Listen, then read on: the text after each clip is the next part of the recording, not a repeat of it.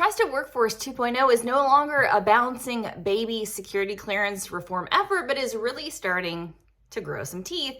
Hi, this is Lindy Kaiser of clearancejobs.com. In a few articles we have up on the Clearance Jobs news site, we're unpacking updates that came both from the National Industrial Security Program Policy Advisory Committee meeting that was last week, and also a recent update on Trusted Workforce 2.0 from the Security Credentialing Policy and Reform Council, or PAC-PMO. I've jacked up that acronym. I got NISPAC so good though. You gotta give me 1 out of 2.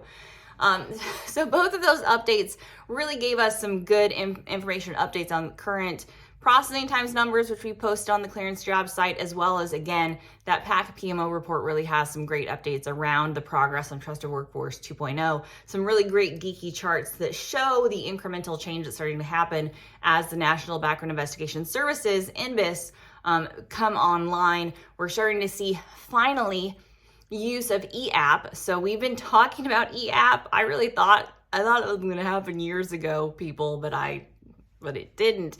We've still been using EQIP for the vast majority of the population, even though we've been talking about EAP implementation for literally years. A lot of reasons for that. It got put on hold in a lot of respects because it became tied to NBIS as DCSA took over OPM's giant legacy IT database and had to kind of address that. Then we looked at EAP being rolled into what they can accomplish with NBIS and being a part of that. So anyway, we're starting to see real progress in all of that. They have a great chart that shows who's using EQIP and who's using EAP right now.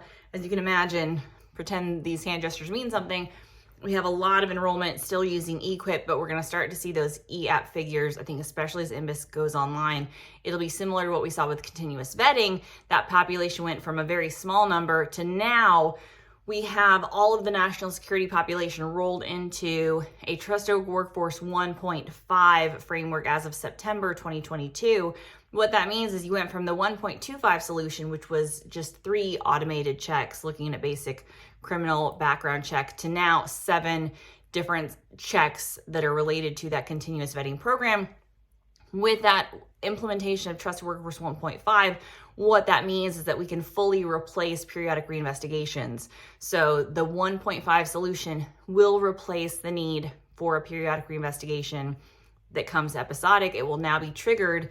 Those automated record systems will be able to catch the kind of things that should or would have been caught by a regular periodic reinvestigation. Now, we're going to talk about this at clearancejobs.com because I think this is a really important mantra to get across. Self-reporting guidelines are still in place. So the Security Executive Agent Directive that outlines what security clearance holders need to self-report is still in place. A good time to refresh and read that as you remind your cleared population, yes, you are enrolled in some form of continuous vetting. No, that does not mean you should wait until something happens to let the government know. So whether it's bankruptcy, delinquent accounts over 120 days, change in marital status or cohabitants, the guidelines are slightly different for secret and top secret clearance holders. But when in doubt, if you have an issue that you could think might come up in a criminal data record check, a financial record check, or through some change that happens, or even foreign travel, things like that, make sure you are reporting those things to your security officer. Know who your security officer is. Security officers, tell your cleared professionals who you are. All that is going to become really important. So again, the key milestone for Trusted Workforce 2.0 has always been this enrollment into continuous vetting, this move from periodic episodic checks into being able to continually evaluate the trustworthiness and eligibility of the cleared population. We're really seeing that in full effect now with the enrollment into that Trusted Workforce 1.5 framework. But again, a reminder that self-reporting still exists. And then stay tuned because again, I think for the cleared population moving forward, that NBIS will start to become the really monolith movement in security clearance reform that we will be tracking and following. So continuous vetting kind of becomes old news. The new news is please continue to self-report. What's going to really become new news is NBIS online.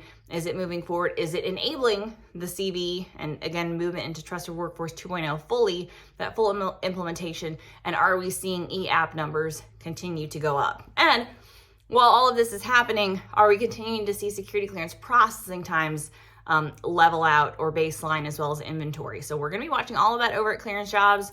The good news right now is the plane is being built and it's taking off from the runway and the wings haven't fallen off yet. So that's all good news. And so you can follow and track all of those updates in our articles and coverage over at clearancejobs.com. And as always, if you have questions about this process or questions about the current clearance reform efforts, why you need to submit a new SF-86, even though it's a 5-year interval and you're under continuous vetting, we have the answers to all of those questions and more over at clearancejobs.com. So check it out. Send us a message. We always love to hear from you.